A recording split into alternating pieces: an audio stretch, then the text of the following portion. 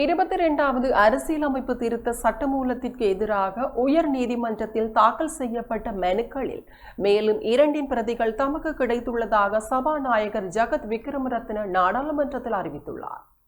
கடந்த 19 மற்றும் 20ஆம் திகதிகளில் 7 மனுக்களின் பிரதிகள் சபாநாயகருக்கு கிடைத்திருந்த நிலையில் தற்போது கிடைத்துள்ள மேலும் 2 மனுக்களுடன் அவற்றின் மொத்த எண்ணிக்கை 9 ஆக அதிகரித்துள்ளது.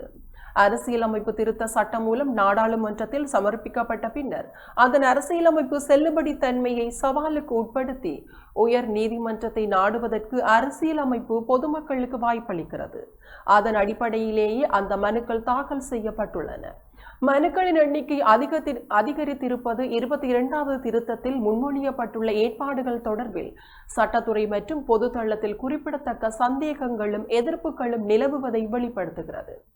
குறிப்பாக நீதிபதிகளின் ஓய்வு பெறும் வயதை அதிகரிப்பது, அந்த மாற்றம் தற்போது பதவியில் உள்ள நீதிபதிகளுக்கும் பொருந்துமா, அது நீதித்துறையின் சுயாதீனத்திலும் பதவிக்கால பாதுகாப்பிலும் எத்தகைய தாக்கத்தை ஏற்படுத்தும் என்பன முக்கிய விவாதங்களாகி உள்ளன.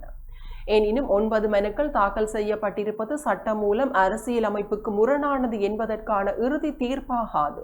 ஒவ்வொரு மனுவிலும் முன்வைக்கப்பட்டுள்ள சட்டவாதங்களை ஆராய்ந்த பின்னரே திருத்தத்தை சாதாரண பெரும்பான்மையால் நிறைவேற்ற முடியுமா, 3/2 பெரும்பான்மை தேவையா அல்லது மக்கள் வாக்கெடுப்பிற்கும் உட்படுத்த வேண்டுமா என்பது குறித்து உயர் நீதிமன்றம் தனது தீர்மானத்தை அறிவிக்கும். அந்த தீர்மானம் சபாநாயகருக்கும் ஜனாதிபதிக்கும் அனுப்பப்பட்ட பின்னர் நாடாளுமன்றத்தில் அறிவிக்கப்படும். அதுவரை சட்டமூலத்தின் அடுத்த கட்ட முன்னேற்றம் நீதிமன்ற பரிசீலனையுடன் நெருக்கமாக பிணைந்திருக்கும். மொத்தத்தில் 22வது அரசியலமைப்பு திருத்தம் ஒரு சாதாரண சட்ட திருத்தமாக மட்டுமன்றி நீதித்துறையின் சுயாதீனம், அதிகார பிரிப்பு மற்றும் அரசியலமைப்பு சட்டத்தின் பாதுகாப்பு ஆகியவற்றை மையப்படுத்திய முக்கிய அரசியல் சட்ட விவகாரமாக மாறியுள்ளது. உயர் நீதிமன்றத்தின் தீர்மானமே இந்த திருத்தத்தின் எதிர்கால பாதையை நிர்ணயிக்கும் முக்கிய கட்டமாக அமையும்.